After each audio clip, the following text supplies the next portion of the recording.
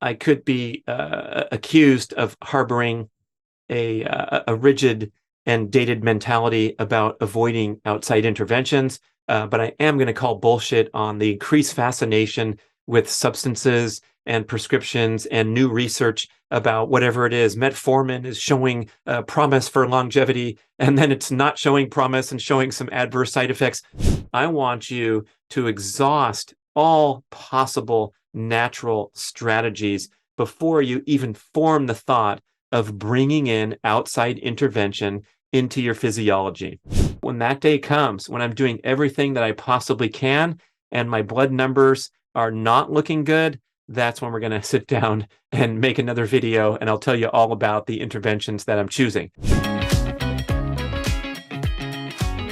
Okay, it's time for more commentary on the hot topic of performance-enhancing drugs, testosterone replacement therapy, doping, cheating, optimizing. I don't think the Liver King steroid scandal is going to go away anytime soon, and it brings this topic into prominence. I have a lot of strong feelings about it due to my history in the endurance sports and the cloud that hangs over the highest level of Olympic, international, elite sports when it comes to the advantages provided by performance-enhancing drugs, and also have a lot of strong feelings about it because here in my advanced age group, with my athletic goals and my desire to live a healthy, fit, energetic, athletic, long lifestyle, the topic comes into play because testosterone replacement therapy, TRT, is becoming ever more popular, especially for males in my age group. So at this time, I'm clinging to my purist mentality that I have carried with me my whole life, especially dating back to my days as a professional triathlete, where, of course, I had the high moral ground where I wanted to compete fairly. I also had the assumption, the strong belief that my peers, my competitors, were largely competing in a very clean sport. That assumption was proved wrong in a minor way, where I think there was some abuse and some cheaters, but for the most part, most of the great athletes, I strongly believe, were clean. Also, I competed before the era of the red blood cell enhancing drug EPO, which came about to prominence in the late 90s. I quit racing in 1995, and that really blew the lid off of endurance sports in particular, because of the huge, profound advantage provided when you use the red blood cell boosting drug. It's like the effect you get training at high altitude. It is known to deliver a 6% performance advantage in endurance sports. So if I go over here off camera to my file cabinet and pull out my folder full of triathlon race results and take 6% off of my times in the 130 races that I competed in over a decade on the pro circuit, I pretty much would have won every single race easily, taken a shower, and come back to shake the hand of the runner-up. So it would have blown the lid off of my standing there in the professional circuit and made a farce of it. And so now what we see in endurance sports is widespread use of EPO and the other performance-enhancing drugs that the athletes are using, or these athletes are not competing.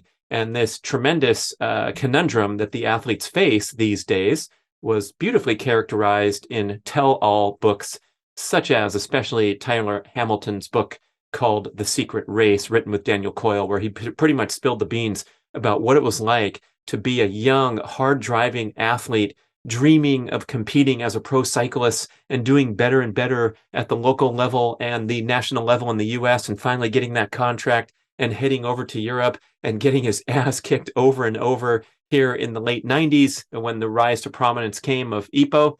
One of the chapter titles was 1,000 Days, and he titled it that because that's about how long you can last. That's about 3 years, getting your ass kicked and being a mid-level player until you're finally spit out the back and sent home. So the athlete in a drug-laden professional sport is really faced with three choices, and that is to join the crowd and go on to a doping regimen so that you can compete on a level playing field. The other choice is to go home with your morality intact. and knowing that you didn't want to play under those circumstances. And then the third choice is to continue getting your ass kicked, perhaps whining and complaining about it, but that's not a very appealing choice. None of the three are really that appealing. And boy, when Tyler poured his heart and soul out into that book, talking about the times when the doping testers would arrive at his home by surprise, and he and his ex-wife had to hit the deck and lay still on their kitchen floor for 30 minutes until they rang the doorbell a few times and then put the note saying, we're coming back tomorrow. I'm informing you that athletes in elite international sports are subject to random, unannounced doping testing anytime, any place throughout the year. And this is a good way to catch people who are in their training phases, not yet competing, doping their asses off, and then getting clean and showing up at the Olympics and kicking ass. So now athletes are tested year-round with minimal warning. And if you miss a couple tests, you obtain a suspension, just like someone who tests positive. And there were some prominent cases recently. The world champion sprinter, Christian Coleman, had a 2-year ban because his whereabouts were unknown, or he didn't sync with the testing, I believe 2 or 3 times, which creates a suspicion of guilt, but it's also these logistics, the stuff you heard about in my podcast with Shelby Houlihan, who had a very controversial positive doping test and is now serving a 4-year ban, one of the great female runners in the world, American record holder. Really sad and a tough circumstance to learn about these nuances. But anyway, the athletes are subject to a lot of testing. And so Tyler would describe like finishing a bike ride and going over the fence, sneaking through the neighbor's yard, entering through his basement, and then coming into his house that way, in the odd chance that the doping testers were at his front door during a period of time when he knew he would test positive. They called it radioactive because they were microdosing drugs like EPO. So it would have a very short period of time where you would test positive, and then the drug would run its course and you would be able to test cleanly, for example, the next morning. So they lay on their kitchen floor for a half an hour, get the doorbell the next morning, deliver the urine sample, and go on his merry way, training and optimizing his blood values. So that was a big deal that I fortunately skipped that era of professional sports, because again, those 3 choices are really disturbing and unfortunate. But speaking of that, and the incredible misperception that the public has about doping in sports, I think it's important to deliver my point of view and kind of set things straight, because basically what we're seeing with mainstream media and the sensationalization of the issue is that these horrible performance-enhancing drugs are so dangerous for your health, and what a bad message to send to the young athletes. And then secondly, that these disgraceful people who are caught are big-time cheaters, and Lance is the most prominent example of cheating everyone out and letting down all the poor little children that looked up to him that were suffering from cancer. And again, we have to understand the perspective that once these sports become laden with performance-enhancing drugs, the athlete is pretty much compelled to look at one of those 3 doors on Let's Make a Deal, and pretty much you're obligated or compelled to get on your own program so that you compete. Otherwise, we would never hear of the person's name, such as Lance Armstrong. And unfortunately, my favorite soundbite to offer about Lance is that the doping in professional cycling probably harmed him more than any other athlete, because what happens with doping is you are bringing your genetic disadvantages up to a more level playing field with the very most genetically talented and genetically gifted athlete. And that was absolutely, positively, definitely Lance Armstrong. He was a professional triathlete racing on the circuit at age 15, doing extraordinary performances and incredible genetic gifts. And so you close that gap between the genetic freak, for example, that you see in the locker room. I mentioned this on Mark Bell's Power Project podcast. Go down to Grant High School, powerhouse team in the Sacramento area, and look at these 67 young men, and 3 of them are ripped as hell with barely touching weights because of their genetic attributes. And then as you get into collegiate level sports and the widespread use of steroids, especially at the professional level, NFL and the other strength and power sports, you're talking about guys who were skinny little freaks genetically, and now they weigh 240 pounds at 8% body fat. So it's a way to kind of negate the genetic advantages. And if I bring the example of Lance, he won the Tour de France 7 times in a row. He was the best athlete. They were all doping. They were all pegging their hematocrit. That's what the red blood cell count is. They were all pegging that really high. They were using testosterone to help recover faster, not to get big muscles like a strength athlete, but it helps tremendously for performance and recovery in whatever athletic endeavor you're doing. And so when you peg all these numbers, now the guys who were more fragile had a chance to come closer. So when he won the Tour de France by 2 minutes or 5 minutes or 7 minutes, if the sport were completely clean, he might have won by 20 minutes. I want you to let that sink in for a bit when you think and you harbor these beliefs that, oh, what a disgraceful cheater Barry Bonds was, or Mark McGuire. Well, Roger Clemens was associated strongly with doping also. So the guy throwing that heat in at 99 miles an hour was also enhanced. And so it kind of puts it in a more reasonable perspective than picking and choosing who are all the cheaters, and then the people that say the right things to the media or somehow evade getting caught rise to a different stature. And that goes for Marion Jones, the disgraced female Olympic sprinter who had to turn in her gold medals and make her tearful confession to the grand jury and to the public. Guess who she beat in second place, third place, fourth place, fifth place, sixth place, seventh place, and eighth place in the 2000 Olympic Sydney 100-meter final, 200-meter final? That's right, athletes from all over the world who were very likely, almost certainly, involved in doping programs. And if we want to cast some blame, we can blame the organizers of these major sports who have been shown to be reluctant to kick out athletes, for example, in their own countries, because we don't have that trust level that the Eastern Bloc nations, especially before the Eastern Bloc fell, it was clear that they were on systematic doping regimens. We didn't have concrete proof. These athletes would just come in and break world records. The females had tremendous amounts of muscle mass and were swimming and sprinting faster than had ever been humanly possible. And so the USA was compelled to kind of, and the Western nations were compelled to kind of level the playing field. And now we seem to have some great efforts going on in a lot of sports to clean them up and reduce the widespread rampant doping that occurred when the testing was behind schedule, behind the level of sophistication of the athletes. But it's still pretty much of a mess. And you can probably assume, if you want to, if you have any suspicions, that if certain athletes are using in certain sports, it's very likely pervasive. The NFL, especially when you look at the penalties, and including the Major League Baseball that had to go through that major scandal, the penalties are still pretty minor in comparison to a sport like track and field, where an athlete gets one positive test, like Shelby Houlihan is looking at a 4-year ban, missing the Olympics, losing all her contracts, all those kind of things. And the NFL, the last time I checked, maybe my information is dated, but you were suspended for 6 games or something like that.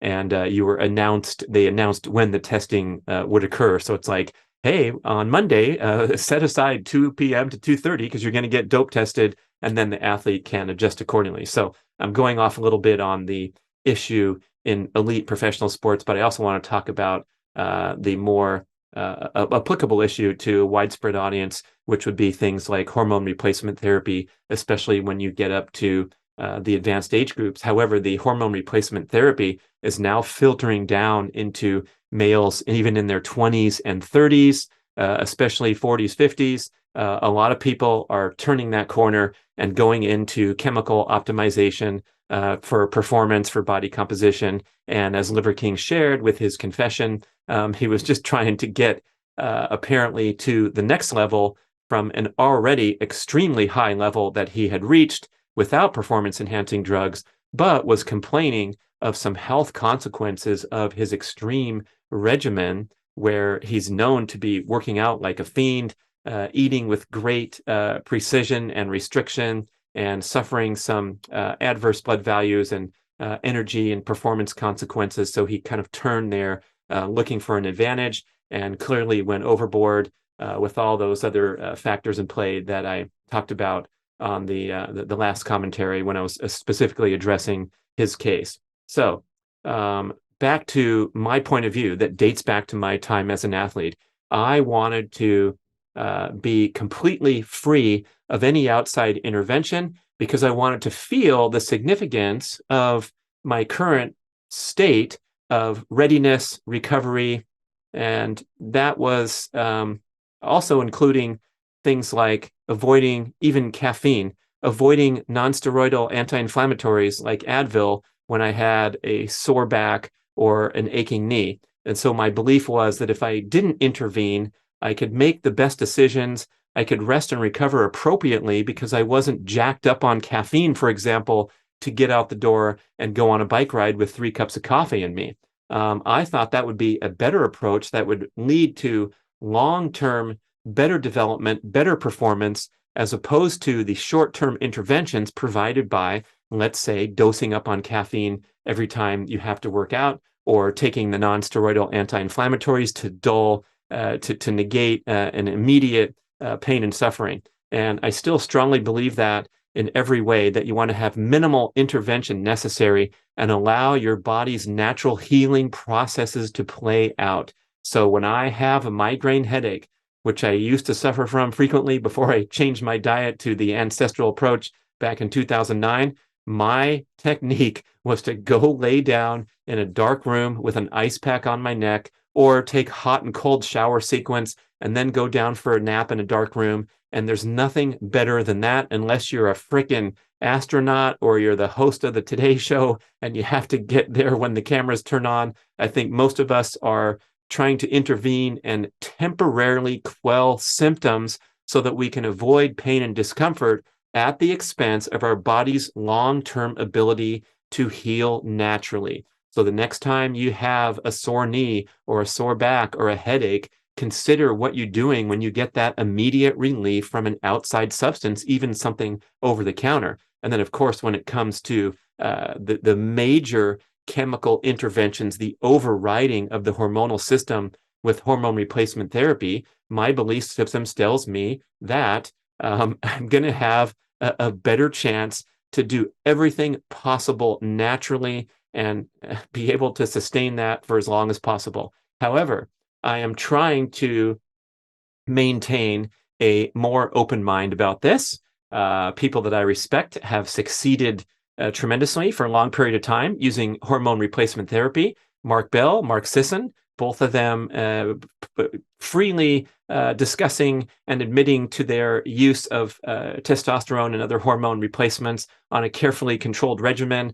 So I think we need to make that important point out of the gate now when we talk about the abuse of performance-enhancing drugs versus a therapeutic regimen to optimize things like testosterone and other hormones in the body. So, abuse of any drug is super dangerous. Those athletes that are trading in long-term health consequences like damage to the liver or increased risk of cancer and all these things that we hear about with steroid abuse, and are scared the crap out of it because the congressman is subpoenaing the baseball player and telling him what a bad example they are for young athletes. Of course, that's true that abusing the performance-enhancing drugs is highly sketch, right? You're going to get big, you're going to get strong, you're going to get fast, and of course, you're going to have a lot of risks and adverse health consequences. But optimizing is a whole different story. We have fabulously trained doctors that are doing this every day, helping people live a better life with modern chemical intervention, with very minimal incidents or evidence that you're going to have these terrible adverse side effects from, for example, taking a therapeutic dose of testosterone. I believe Mark Bell said he's been on the sauce for like 20 years. Mark Sisson's been on for 7 or 8 years or something, back when he did his first blog post and interview talking about his hormone replacement therapy regimen. And as a lot of the Liver King criticizers are pointing out right now, hey, man, it's no big deal. Just don't lie to people and send that message of being deceptive as a public figure, especially as a health promoter. And other people are making this connection that he's claiming that his physique is obtained by these liver pills that he's selling. And that is a ridiculous twisting of logic and some pretty lame intuitive leaps that the user is going to make if you think that's what's going on here. Interestingly, Liver King never once pitched any of his products in any of his videos on his viral social media accounts. It's all about living the 9 ancestral tenets that he talks about, eating that raw liver, which he shows on a lot of the posts, but I never saw a bottle of pills to date on any of his content. So his effort was to just promote healthy lifestyle to the broad audience, and in the process, lying about his use of performance-enhancing drugs, intervening and overriding, for example, the positive beneficial effects of living by the 9 ancestral tenets. So, of course, big mistake. He's paying the price. He's apologizing. He's going to recalibrate, regroup, and I'm sure we'll all get some positive benefit about it, especially just talking about the issue and bringing it to light. Okay, so my aversion to outside intervention also includes healing from surgeries and major things like that. And that's where I found that fine line, that balance, because when I had my emergency appendectomy and some complications afterward, in the months afterward, where I had to have 3 kidney surgeries, that was a rough time for me. I was trying to be a strong guy and avoid any pain medication. But when the pain becomes so bad that it interferes with your ability to rest and recover, that's when even I will reach for the bottle and do whatever it takes to settle down and help to get through it. In contrast, for example, my heel surgery that I had recently for a bone spur, not a major thing, not too painful, somewhat painful, but the healing process that included injections of platelet-rich plasma, that's taking my own blood and spinning it and putting the platelets into the injured area to stimulate a healing response. It was super ass painful, and I was directed to not use ice and not use anti-inflammatory drugs during the recovery process in order to maximize the beneficial impact of the platelet-rich plasma into the area. So now the evolved thinkers on healing want you to experience that inflammation to the full extent. And I would argue the same thing goes when you're experiencing any kind of musculoskeletal joint pain. If that back or those knees are burning, aching, creaking, you got to do something about it. There are ways to jump into the world of physical therapy, performance, mobility, flexibility, rehab, do exercises, get more blood flow. Don't just sit around and rest. I was amused to hear Tiger Woods' recent press conference where he had to pull out of the tournament due to plantar fasciitis, a condition I'm very familiar with because I battled it on and off from moderate to severe for 15 years, and I finally cured it, as you can see from my YouTube video showing the stretches. And he said, my foot, I can hit great shots right now. I just can't walk the golf course. So I really need to stay off it. And Tiger, I'm telling you, if you're watching, if you just stop where you have an injury such as plantar fasciitis, it's going to get worse very likely, because you start to atrophy, you decrease blood flow, you decrease mobility. So now, as the great leaders in this space are conveying, like the folks at PT Revolution in Lake Tahoe, who helped me so much through recent injuries, and also Kelly Starrett at thereadystate.com, we want to elevate, compress, and move our injuries to help support the healing. So with my heel surgery, I'm now doing the voodoo strap around my ankle and working the ankle through range of motion, doing gentle stretches, no more to a pain level of 3 or less. And I will continue to get more and more and more active, rather than sit around with my foot, at rest and then expecting to return to action after 4 months of atrophy. Okay, so yeah, I could be accused of harboring a rigid and dated mentality about avoiding outside interventions, but I am going to call bullshit on the increased fascination with substances and prescriptions and new research about whatever it is. Metformin is showing promise for longevity, and then it's not showing promise and showing some adverse side effects. But we get so excited about these possible scientific breakthroughs. That's what the drug business is all about, is doing research and development and coming out with something that's going to help somebody. A lot of it's for, the disease state and managing disease, and that's fine. When you need an antibiotic or something of that nature, that's great. But the vast majority of the prescription drugs out there and the massive profits made from these prescription drugs, as we know, comes from relief of symptoms without addressing the root cause. So enough of that mentality. I want to pursue the opposite mentality where I attack the cause with great devotion and try to get my body, for example, stronger and better balanced so that I don't grow another bone spur on my heel from pushing myself and pushing my calf muscles to the extent where they got tight and less flexible and put more stress on the joint. Okay. There was no call for popping an Advil every time I'd head out to run. That just makes things worse. Okay. So I'm going to keep this rigid and conservative mentality for as long as possible, and then finally cave in. And when you need something, such as when I was recovering in severe pain from the surgeries and I couldn't sleep, that's when I'm going to reach for the supplement. Speaking of that, the hormone replacement therapy, I'm maintaining an open mind.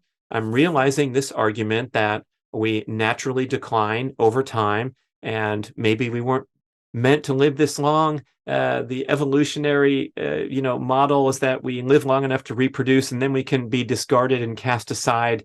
And that might be something to smile about. But I think the point of continuing to evolve is to do better than our ancestors. And so this complete fascination, obsession with living life in the model of our ancestors, we do have to put that aside at times and pursue something that could be better. And so maybe be more active, powerful, energetic, and muscular, and being able to recover and perform more so than my great-great-great-grandfather, who perhaps worked in the factory or on the farm and died at the age of 68, stooped over, or my ancestor from 10,000 years ago who slipped and bashed his knee on a rock and died from the infection at age 40. I don't care about what happened to those people. I want to be the best that I can be right now. And if that means that I'm going to go to hormone replacement therapy someday, I need to formulate an open mind about that, especially when we have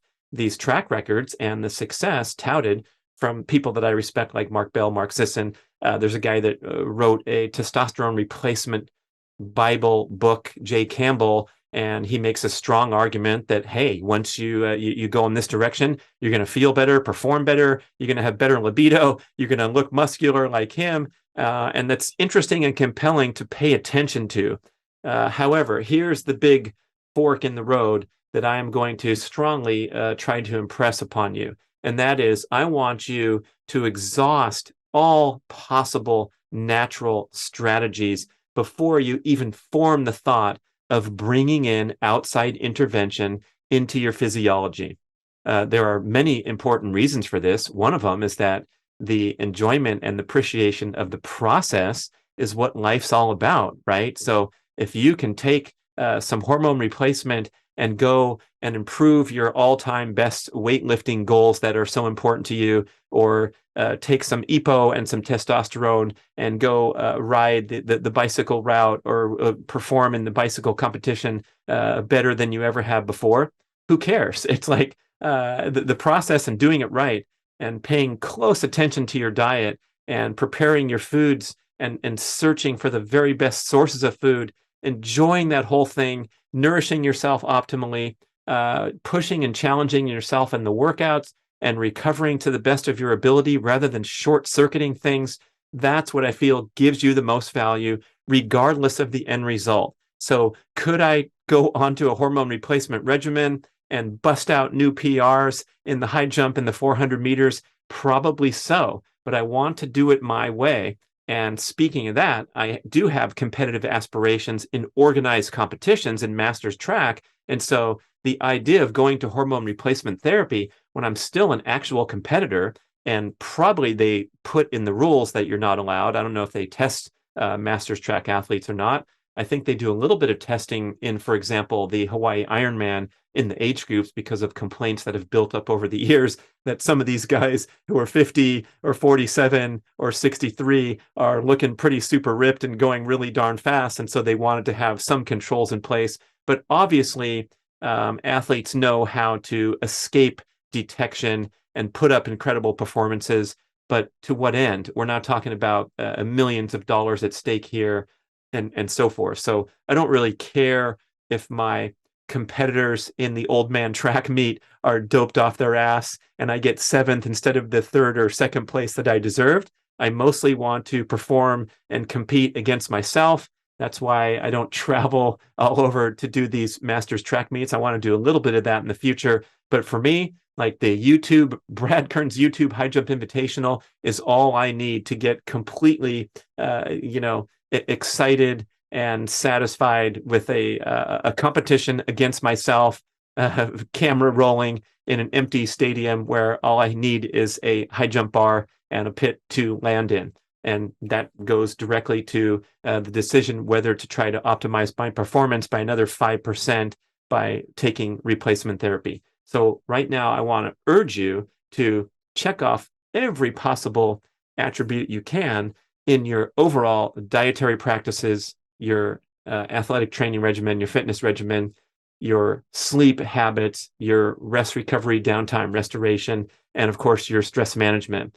And again, back to Liver King and those emails that leak, those private personal emails, whoever the hell leaked them, pretty disgraceful scene, but here it is now out and open in the public and he has to address it. But he was talking about some of those drawbacks that he was experiencing, not being able to sleep well, looking at his some of his numbers being suppressed, and it was arguably because of overtraining patterns, overexhausting himself running these businesses and traveling and being a public figure and trying really hard to build that super strong physique. So it was like a lot of things were out of balance, including the massive intervention with these high levels of performance enhancing drugs, rather than for all of us listening who don't have these extreme circumstances to consider, just tone everything down to the point where you're doing things that you can handle, that are age appropriate goals, that are rewarding and done correctly and honestly. So I'm going to exhaust all possible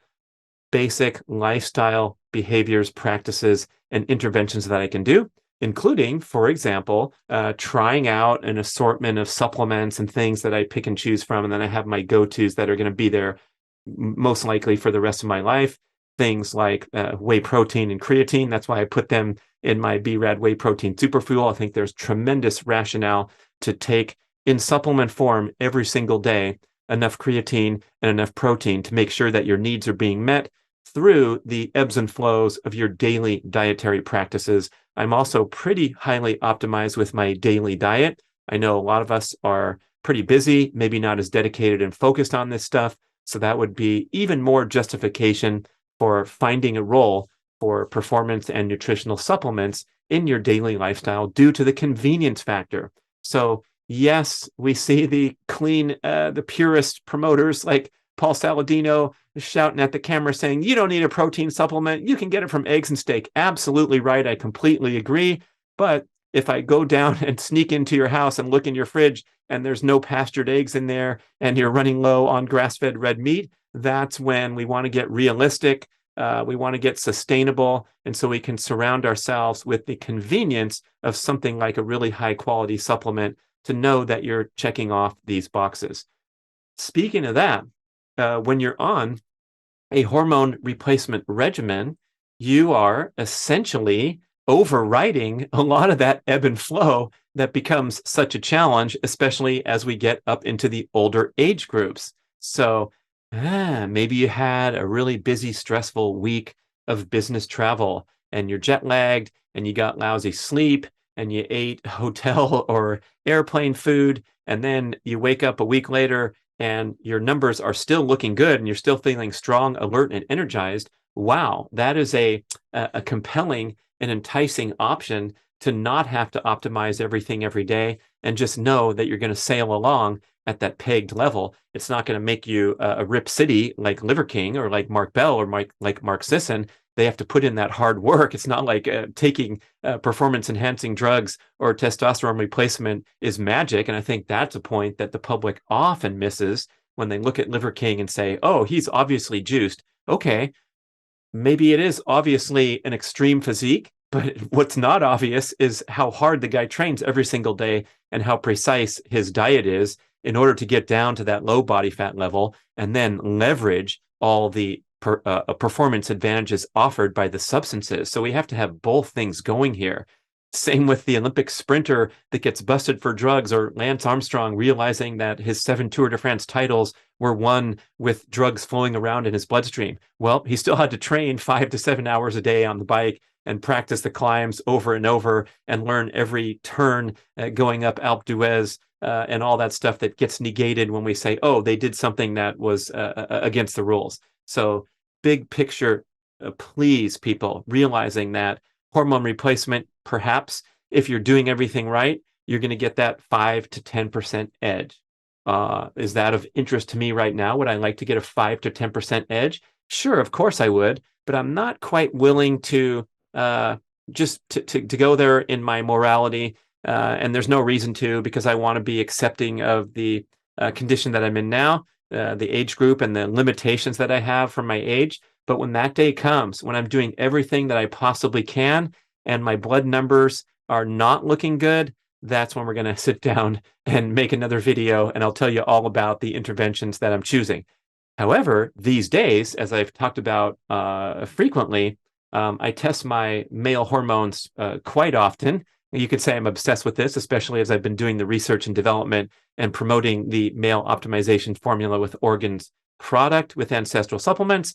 I test constantly. I think I've been tested like 22 times in the last 3 years, and my serum testosterone numbers have ranged between 550 and 1,008 that I put up last year, and of course proudly showed that image on social media because it's off the charts in the 99th percentile even for young people. But that range of 550 to 1,000, I'd say the average is around 700 for serum testosterone. So by any practical indication, I'm not really a candidate for hormone replacement therapy. I'm still doing okay as my natural self. Interestingly, in contrast, when I was training hard on the professional triathlon circuit and pretty much suppressing my hormones, suppressing my immune function, and destroying my health in pursuit of incremental performance gains, my serum testosterone landed between 200 and 300. And this was during the decade of my 20s when I'm supposedly at my peak with male hormones. So that's an interesting perspective showing how much performance-enhancing drugs help someone who's training at the highest level. I was trying to train at the highest level naturally, and it was compromising my health and compromising my longevity in a significant way. And so we talk about the PEDs being dangerous to athletes. I would argue if you're a Tour de France rider or you're training at the elite level in professional triathlon or CrossFit Games or whatever the most extreme athletes are doing, those performance-enhancing drugs are possibly minimizing the adverse health consequences of the extreme regimen that you are performing.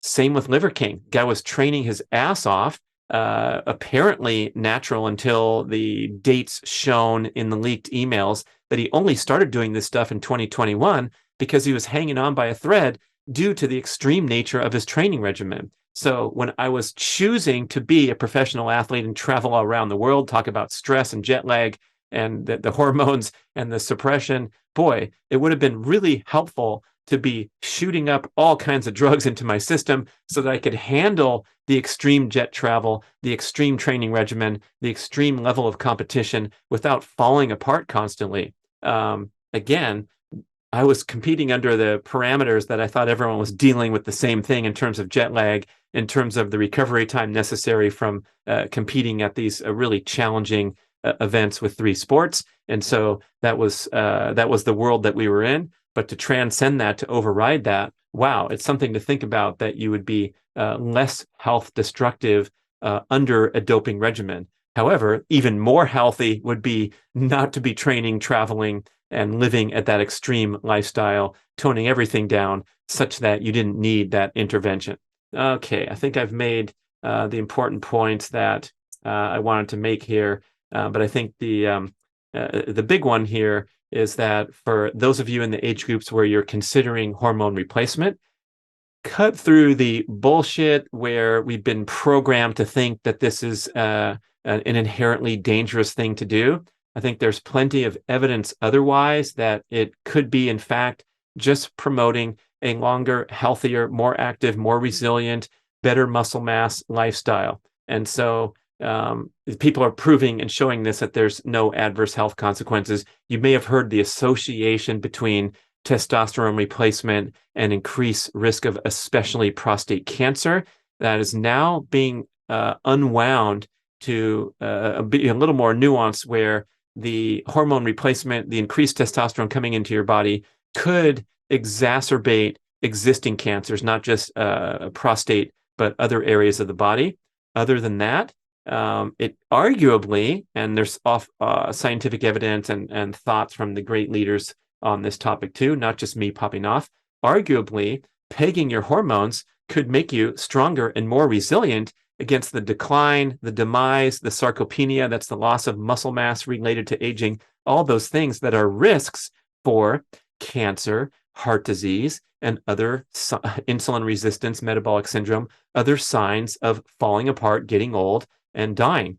So, boy, that kind of throws things on its ear in a lot of ways when we're being averse to hormone replacement by the call of minimizing our cancer risk. For example, my father, Walter, who lived to be the age of 97, he was diagnosed with prostate cancer at the age of 84. So he was given anti-androgenic drug regimen. So that would be testosterone suppressing drugs for 12 years until near the end of his life. And I would argue that that regimen hastened his demise. It's great to make it to 97. I thought he was a guy that was on track to go to 107. But in order to control that cancer and keep it contained, because once prostate cancer leaves the prostate area, it can spread to the bones. It can be a really bad deal. Almost all men over age 80, 80% of men over 80 will develop prostate cancer in their life. For many of them, it's not fatal because it is contained, and then their life expectancy isn't that long. So in my dad's case, I believe when he was starting to get dosed at age 84, the idea was to just contain this without surgical intervention or radiation or things that could disturb an older patient, and just let him live out his golden years. I don't think there was a prediction that he was going to take this stuff for a dozen years. And when you're taking anti-androgenic drugs for a dozen years, that's going to harm his efforts to, for example, maintain energy, muscle mass, strength, power, things that would help promote lifespan. He actually did a pretty darn good job on all those levels, was playing golf at a high level despite his drug regimen, but I can't say it was a health boosting attribute to have to take that stuff for that long a period of time. And interestingly, right near his end, there was amazing research coming out from Johns Hopkins Medical School, his alma mater as it happened. He was a physician. And the research showed that a group of patients in the advanced stages of prostate cancer were dosed with high levels of testosterone replacement and had positive outcomes. And so in other words, giving that increased strength and male hormone, putting that into the body, the opposite of the treatment protocol that my dad underwent, the traditional treatment protocol for prostate cancer for people in that age group, doing the opposite actually had a beneficial effect. Of course, it was too late to try and delve and depart 180 from the traditional medical protocol, but it's an interesting insight to take away. And we're probably going to see things like this coming up more in the years ahead, where optimizing hormones is going to promote that healthy, active, energetic life, provided you do your part with all those checkpoints: diet, exercise, sleep, rest and recovery, stress management, and so forth. Okay, I hope that gives you a healthier, bigger picture perspective about abusing performance-enhancing drugs versus doing a therapeutic dose hormone replacement in search of health optimization and longevity and all the various factors at play. Oh, by the way, if you decide to take a shortcut, forget about all those lifestyle checkpoints. I'm too busy. I just want to go get a needle and feel better with a big testosterone program. There is a downside risk of aromatizing the agent. That means converting testosterone into estrogen. That happens when you are in an unhealthy inflammatory state, as evidenced by the accumulation of a spare tire that's called visceral fat, extra fat around the belly, which is so common among males in the older age groups. So if you are showing signs of systemic inflammation by virtue of the accumulation of abdominal fat, that's showing that your health attributes are not optimal, and you get additional testosterone, your body will convert it into estrogen, and you will be worse off than not doing anything. So the only justification for someone who's not already in pretty good health and fitness level to try a needle hormone replacement is to give a temporary boost so that you will have the energy to get off your ass and start doing some exercise, start doing some resistance training, start walking or jogging around the block or something to change your chemistry from diseased and sedentary and suboptimal, inflamed, to someone who has that fighting chance to go on through life, maintaining a healthy level of functional muscle mass and getting that visceral fat off the body. So it's almost, it's akin to my friend who's a plastic surgeon tells people to get down to your best look and then come in and we will do the tummy tuck or other interventions, but not before that. It doesn't make any sense. So the same thing for those of us considering hormone replacement therapy. Do absolutely the best you can on every level before we even start talking about it. And I'm going to check back in 5 years because I'm going to keep going strong for now. Thank you so much for listening, watching, and sharing this show. We'd love to hear from you. Love to hear your results, perhaps, if you want to share one way or the other, if you're on hormone replacement or you have strong feelings about it. So podcast@bradventures.com.